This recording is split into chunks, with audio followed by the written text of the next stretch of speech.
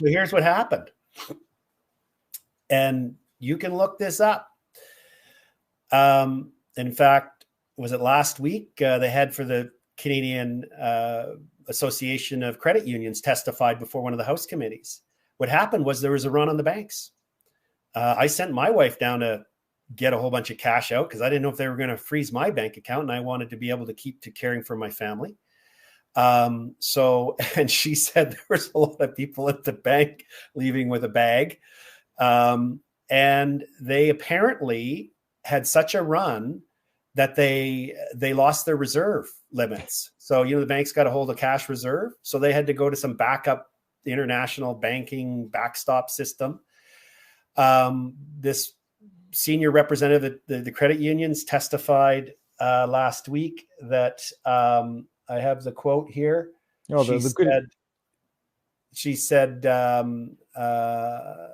Martha Durden, as she said, the combined effect and the panic it created that Canadians could have their accounts frozen, made by small donations to the coalition. It led to people withdrawing large amounts from their credit union, sometimes in the hundreds of thousands, and on a few occasions, millions of dollars.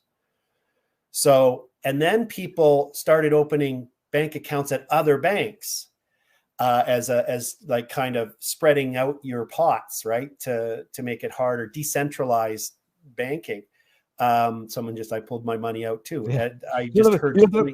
And Keith, you're confirming it. I received a bunch of calls, a bunch of emails. People from Western provinces said that they were actually told they were limited to several $100s and they couldn't get any more. Run out of cash. Yeah, I couldn't. I'm not confirming it. Keith, you seem to be quoting someone who confirmed that the run on the banks was a very real thing.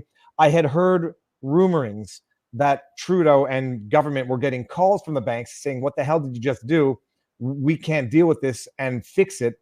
I don't know if that's true. I don't know if you know if that's true. Yeah, no. So if there's a website that tracks like cash volumes, and I wish I had kept the link when I found it, or someone sent it to me. I might even saw it in a tweet. I think I saw it in a tweet. Anyway, it was real. You could see this massive spike, and now we have testimony last week to a House committee from this president and CEO of the Canadian Credit Unions Association confirming that's exactly what happened. So the rumors are true and the anecdotal stories are proving to be true. So I think what happened was, so why did the Emergencies Act order get lifted? You might recall there was some tension as to whether or not Trudeau was going to get enough votes in the Senate. Yep. Yeah. And I have it from a very high source that what happened was a couple of things. First of all, the banks sort of realized when they saw how their customers reacted and how they saw, like the banks all right now, as we all know, are all about reducing costs, right? Automating, don't go to branches. Well, all of a sudden, if you have a lineup of people trying to open up new accounts that they're only going to marginally use, that's not, that's increasing your operating costs and not giving you a lot of profit. When you have people not trusting your institution, that's bad for your business model. So I think the banks quickly realized that maybe they were a little too enthusiastic. So here's how the mechanics work. The mechanics work, as people are confused about this, because judging by the comments and questions I've had, the mechanics were the economic measures order was issued under the Emergencies Act. It placed every bank, credit union, trust company like RBC Dominion Securities company, so where your RSP and your stocks are, and I said insurance companies, to when you're provided with the name of a designated person, remember that investigator who spent 5 minutes and found the who's who on the CTV site, that guy, and if your name's on his work and has a coffee spill and the smudge from the donut on it, sorry, I can't believe they did such shoddy work. And it was such a trivial thing that would trigger you becoming a designated person. The law placed you as a bank, an insurance company, a securities broker, etc., under a positive legal duty to go through all of your customer lists to see if you have a designated person. And if you had a designated person, you shall immediately cease providing any financial services to them. Okay? which technically meant, and they even talked about it, canceling your insurance policy, right? So on your house, which would put you in default of your mortgage. Well, they couldn't even give you a mortgage. Like, what are they doing here? And there was a legal consequence to the banks if by not complying with it, a penalty, but also an immunity for doing it. So that was the background legal mechanism. You can look up the order, economic measures order under the Emergencies Act is what they used.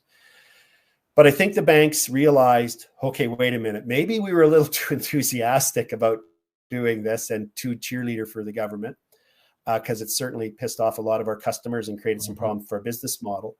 But more importantly, what I heard is the big players in the finance investment community said, wait a minute, what just happened to Canada? I thought it had the rule of law. I thought we had checks and balances. And is this now a banana republic? Is this like me investing in Venezuela or Cuba? Kind of seems like it. Okay, I don't like this. And what about all my investments? So apparently there was a phone call from the US up to the PMO, and it was, we are going to publicly distance ourselves and criticize your action. You have 24 hours, And so the Prime Minister, the circumstances have changed and it's now time for Canada, blah, blah, blah. The circumstances have now changed. We now have the tools that with a week later that we didn't have a week ago. And that's ago. another thing. Like, I keep watching some of these testimonies.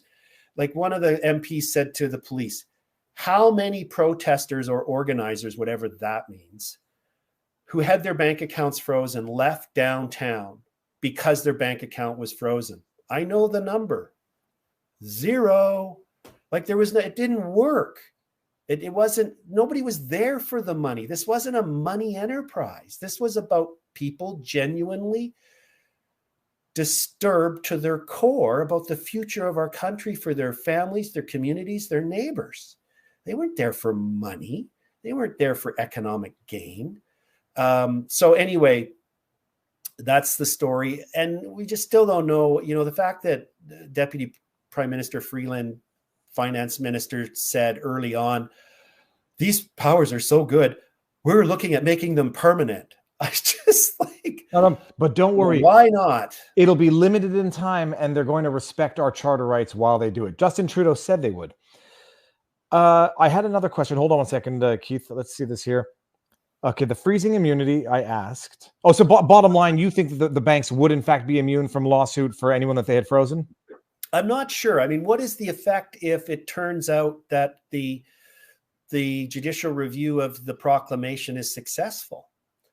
Does that mean that the protection has fallen down? They might be. Like, on its face, the intention of the law, if it's properly applied, is for them to have immunity. But what's the consequence if it's not properly applied? So I don't want to close the door on that, and I want to be very clear about that. It may well be the case that the banks do have liability. What I was forceful in meaning to be forcefully clear about is the intention is to give them immunity. Oh, yeah. But as to whether they successfully got that coat on, I don't know. And what happens if that coat's taken off? Well, that's it. And now ordinarily things would be such an emergency. They wouldn't wait a week to debate the directives that they invoked under the Emergencies Act. They would do it overnight. They'd do it the next day. They wouldn't suspend it 5 days later on the Friday to put up fences so they can then take a week to do this. And ordinarily the banks would have acted after this would have passed the House and the Senate, and their whatever promises would have been ratified by the government. Some rumors going around. There was a Conservative MP who tweeted that a woman had her bank account frozen over a $50 donation. I was skeptical. I said, as far as I understood, nobody out there had their bank accounts frozen solely by virtue of a donation. Are you aware or familiar with anybody who had their bank accounts frozen solely by virtue of having donated to the Convoy? I have not found a single instance in the cases that I've been involved with, and all the information and behind the scenes information. And as you can tell, I got quite a bit of it. No.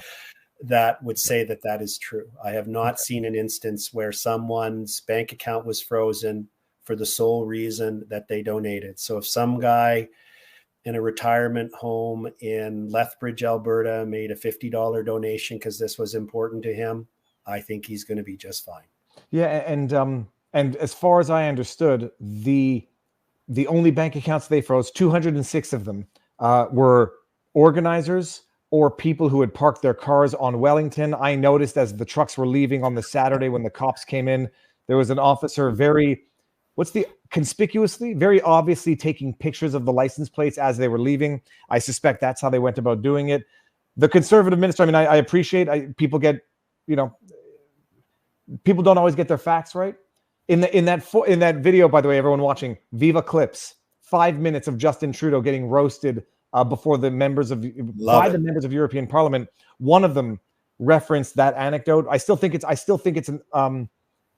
there's some facts missing from it. I don't think the woman, all that she did was donate $50. If her bank account was frozen, could have been frozen for another reason, and people immediately start associating, Well, let's be clear about something else, though. They said they were going to do that, the government, and they could have. Yeah. Like the fact that they didn't is not a tremendous relief. Well, my understanding is that even if they said they would, only for donations made as of the invocation of the Emergencies Act. My theory at the time was, even if they said they could, you can't retroactively criminalize something which wasn't criminal at the time. Let me tell you something else that's serious but funny.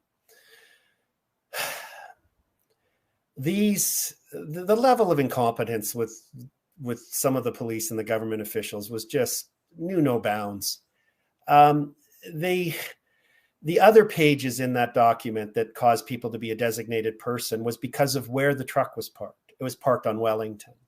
And it says that. Because I researched this right to the ground and went to the acts and the regulations. There's the parliamentary precinct, okay? It's a defined area. It's bounded by the Rideau Canal, the Ottawa River, Kent Street, and Wellington Street. The police thought that when you say bounded by Wellington Street, that it's inclusive of Wellington Street. It's not. And even in my discussions with the mayor's chief of staff, he said to me in a different context, when it was the mayor's idea to move them up onto Wellington, that the parliamentary precinct police said, well, they can't because that's our jurisdiction. And he's just like, these guys still, like, how long has Ottawa been our capital? Like forever? And these guys still haven't even figured out that Wellington Street is actually municipal jurisdiction. And it's clear when you read the law it is. So the RCMP thought that a truck parked on Wellington was different at law than a truck parked on Bank Street. And it's not. So like it was just like the Three Stooges comedy of errors time with these guys. Like the Emergency Act didn't have the proper basis to invoke it. The provision in the order said everybody could still come down and engage in lawful, peaceful dissent by its own terms. The people they designated either because they found them on a website from a reporter, or they thought they were parked on a street that was in the precinct and it wasn't. Unreal. Can I comment? Really got to get this one point out about the MOU. Go for it, please. And I had mentioned that for the memorandum of understanding as to what the demands were from that particular. Well, there was all these different groups that showed up. So we've got a lot of groups across Canada, Take Back Our Freedoms, Freedom Something Else, Canada Unity. They all existed, some of them for months, some of them for more than a year. And once they saw the momentum that the Convoy had and the Freedom Convoy, they saw this wave and they were trying to ride it. And they were also trying to make it be successful too. I don't think there was like evil motives here.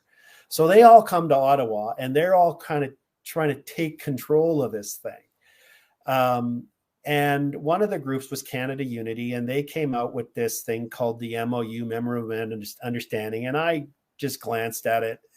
It was something that if you got enough signatures and enough phone calls to the Governor General, then she could hop around on one foot and ride on a unicorn and throw fairy dust. And then a committee could be formed and the government would be disbanded and this committee of citizens would run the government. And I said, you guys, look, there's the only way we change governments in Canada is through a general election. And the only way we have a general election is when the Prime Minister contacts the Governor General and drops the writ, asks to dissolve Parliament, or there's by parliamentary convention, there's a non-confidence vote, and that triggers an election. That's the only two ways. So the Freedom Convoy had always said, we don't support the MOU. We're not calling for the overthrow of the government. We're not even calling for an election. I interviewed Ben Dichter. I mean, during one of the days in the hotel, I forget what day it was. He specifically said, "We're not. There's no overthrow. We would, a vote if there's no confidence, hold a new election. Nobody's here for violence, and nobody's there to overthrow. Nobody's there to insurrect. It was clear as anyone." So it was the classic example of trying to take some crazy idea of one group, well intended, I guess, and then paint the rest of them with it, right? So just so everybody's clear.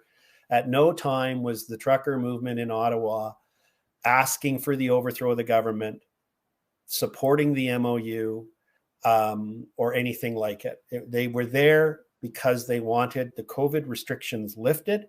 They wanted the rule of law followed. They wanted civil liberties respected and the Constitution and our charter respected. Full stop.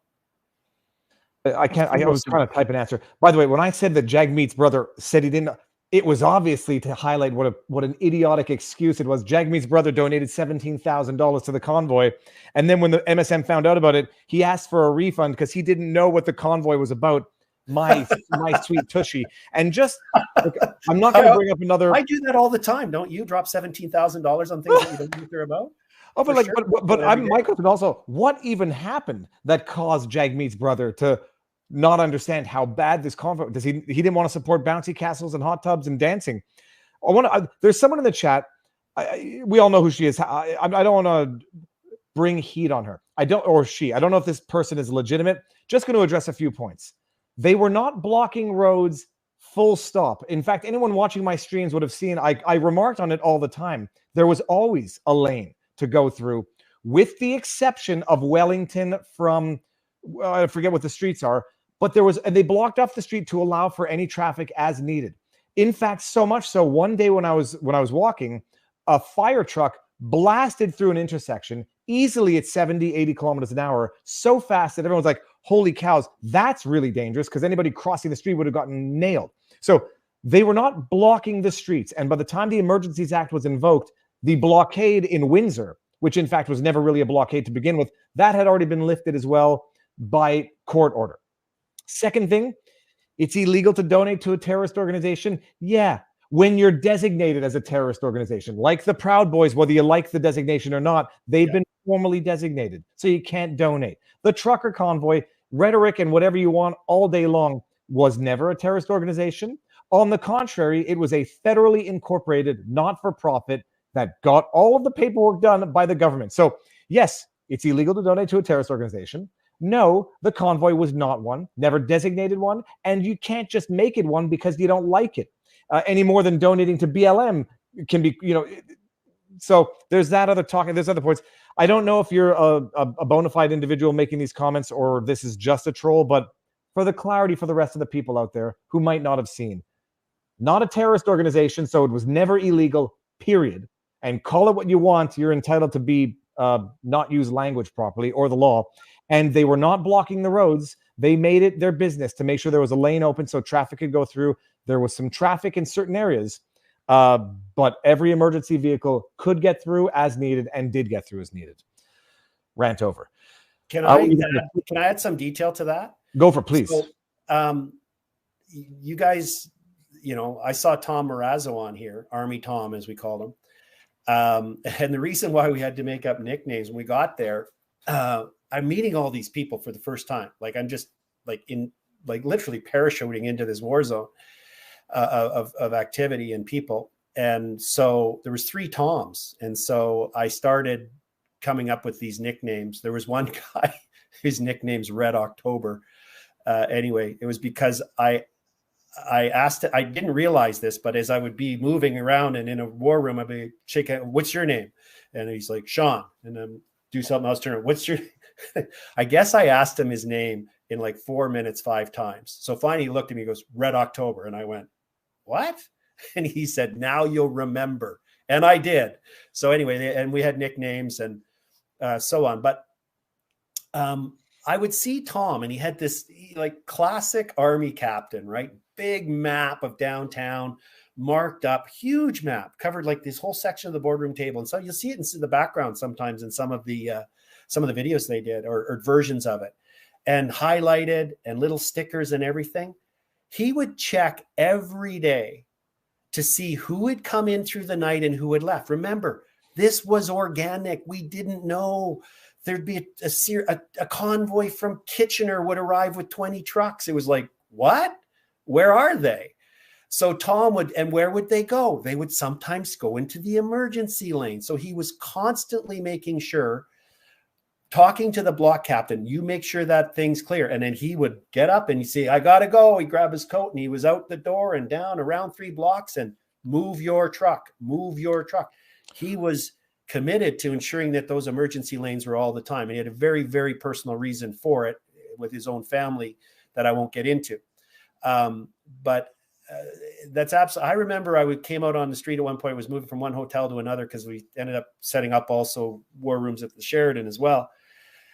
And same thing, this fire truck comes barreling through. And I looked at the truckers. I said, next time that happens, you videotape that. I captured it. I remember. I saw it. I actually thought it was fast forwarded. But your hair didn't flutter. So I was flabbergasted. There could have been dogs, whatever. Yes. Let me bring this one up. Space Cowboy. I'm not reading this to agree or disagree with it. I just want to, I forgot a detail that I forgot to mention. Just want to tell Canada that the Proud Boys are not. Okay. There's a reason. Sorry, there's a dog here floating around. It just distracted me. There's a reason also why the government wants to designate entities terrorist organizations, because it makes it easy to freeze bank accounts, seize assets of designated terrorist organizations. So agree or disagree with the designation for Proud Boys. I had never heard of them until the government issued that declaration, but that's the strategic reason. Funny thing now is, now the government's realized it doesn't even have to designate an entity a terrorist organization to freeze their bank accounts and seize their assets. They can find other ways of doing it. Mere accusations or Emergencies Act invocations. So it's like media reports. People have to appreciate that. Like there is a strategic reason for which you would like to designate an entity a terrorist organization. Generally, it's necessity and actual danger for law enforcement. It facilitates law enforcement, but it facilitates seizures and freezing of bank accounts much more so than not. Just to emphasize, there was a lot of streets downtown blocked, like a lot, by the police. Do you remember seeing that? Like the big concrete barriers they had, and then they'd have police cars. That's where the blockages were. So they created this. I was always struck. We cycled in lawyers in and out on the team. And the first thing I said is, you guys got to get down here and see this. And they were just like, wow, this is not what I saw on the news. Not what I saw in the news. I'm going to tell you the funny thing about the sumo suits. I was just about to remind you. So, I don't know, Keith. You seem to have a good bladder. Mine is about ready to explode. But okay, we're nearing on 3 hours. By the way, I know. This is fantastic. Can we do 2 more things and then? Oh yeah, absolutely. Please. We'll go. One is okay. So in the morning meeting, there'd be a morning meeting at 8 o'clock in the operations center, and all the different truck captains would be there. The guy responsible for the porta potties would be there. These are all logistics people. It was just amazing, their skill levels. The Danny Bulford, head of security, would be there, former RCMP. And we sensed that this big goon show was going to show up, and it was going to get like it. We were fearing what happened was going to happen. So they brainstormed, right? So I don't know. Have you ever seen those inflatable sumo suits you can get for like some, and then 2 guys kind of go. And then have you seen those inflatable translucent bubble type things you can get in? So they actually were about to order 250 of those. And we were going to put happy faces on them and balloons and kids' dinosaur symbols and hearts and Canada stickers. And when the police goons lined up in their riot gear and all their stuff, we were going to put all the guys in the sumo suits and the bouncy things, right? Could you imagine the image of the police trying to stab to pop the air? So I just love these guys because they were so creative all the time, like the gas cans, the bouncy castles, the playing hockey, the all the different things they did to try and demonstrate their resolve to fight for freedom. The last thing I really got to say is the Justice Center does not operate on oxygen. They operate on dollars. And I volunteer in my time. I'm still getting paid an hourly rate, but at a very, very significantly reduced hourly rate. I'm happy to do that. And even better yet, I have the full authority of my higher authority. I remind her that she volunteered me for this, and she points out, no, I voluntold you. And I said, yes, dear. However, we have criminal defenses. We are dealing with trying to get the money to the truckers. We've got the charter challenge. We've got the challenging the Emergencies Act order. We're defending, the Justice Center's defending doctors and nurses, lung transplant patients. If people are getting their refunds from Give, Send, Go and would like to help the truckers and would help the fight for freedom, please consider donating. Tom Marazzo had talked about working on something. We now have an arrangement where the Justice Center will be looking after Tom's legal needs as well through me and funding it. So if you can, please consider donating to the Justice Center for Constitutional Freedoms. They're a registered charity. It's a safe donation. You will not get your bank account frozen. If you do, the lawyers will be knows? close. Wait until the government will be close. Hold on a second. I was going to look for something. I was going to say, who knows what the government designates the lawyers who represent people that they've designated as whatever. Everyone is the enemy. Yes. So you get, the nice thing about donating, unlike your Give, Send, Go or your GoFundMe, is you get a tax receipt because it's a registered charity. So you get some relief at tax time. You get tax credit for it. So I would urge you, and when you go to their website, the Justice Center for Constitutional Freedoms, jccf.ca, there's a drop down on donate, and you can decide whether you want to support Peckford's travel mandate charter challenge that I'm lead counsel on, or whether you want to support the Truckers Legal Defense Fund, or whether you want to just throw it generally in, or any one of the other cases. So I hesitate to do this, but there's so much heavy lifting going on. I think you're getting a little bit of a feel for how much work we've been doing and how hectic it's been. And we got a lot of work to do.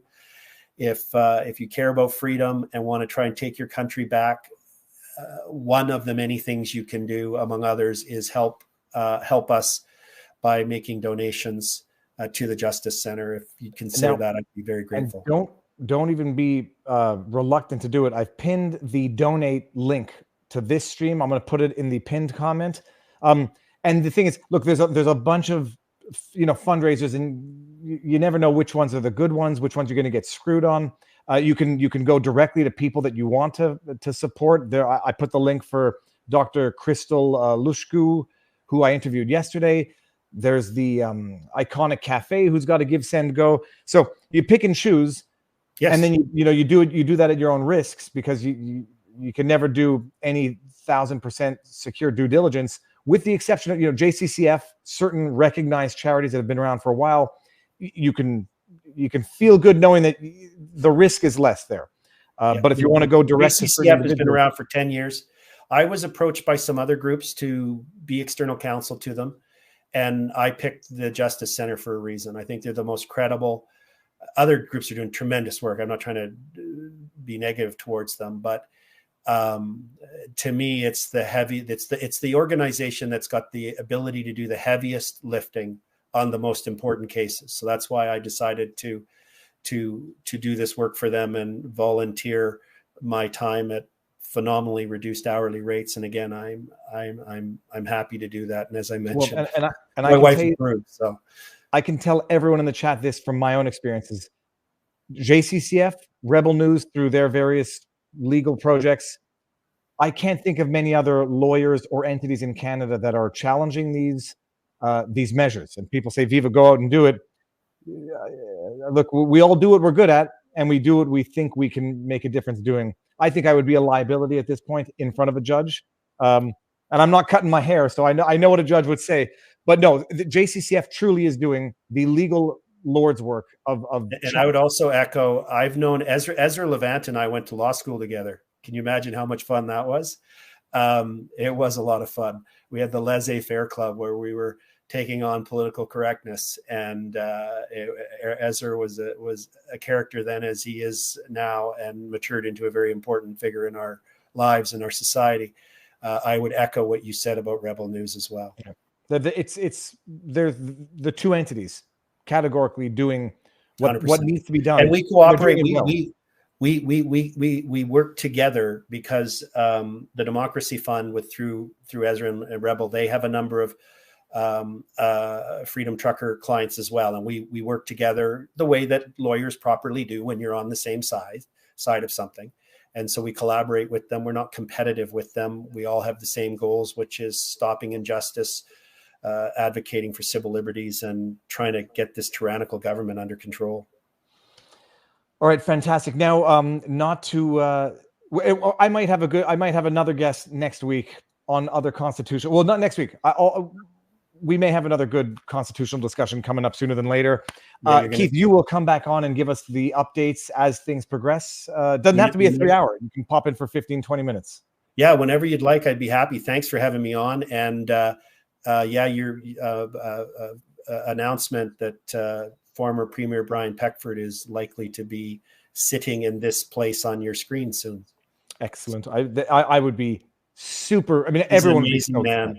The stories he can tell you and the illumination he gives to what was happening behind the scene and how our charter was birthed is absolutely captivating. Fantastic. So stick around, people. We'll see what happens there. Sunday night live stream with Barnes. Probably go live tomorrow. We'll see what happens. Keith, stick around. We'll say our proper goodbyes. Oh, hold on. I'm sorry. Hold on. Just before we go, there were a couple of Rumble rants. One said, 214 Montreal, fascism is alive in the parliament. Thank you very much. There was, I'll skip this one. Viva, can you and Keith acknowledge where I got to that one? And there was one more Rumble rant, which I think I missed. Son of a bee sting. I missed it. It does. Well, the Rumble rant, thank you. Keith, stick around. We'll say our proper goodbyes. Everyone out there, thank you very much. Cut, clip, share. You know what to do. And don't lose faith. There are people fighting for our rights, even if some of us don't know that our rights need to be fought for and vigorously defended. Keith, thank you for doing what you do. And everyone else, enjoy the rest.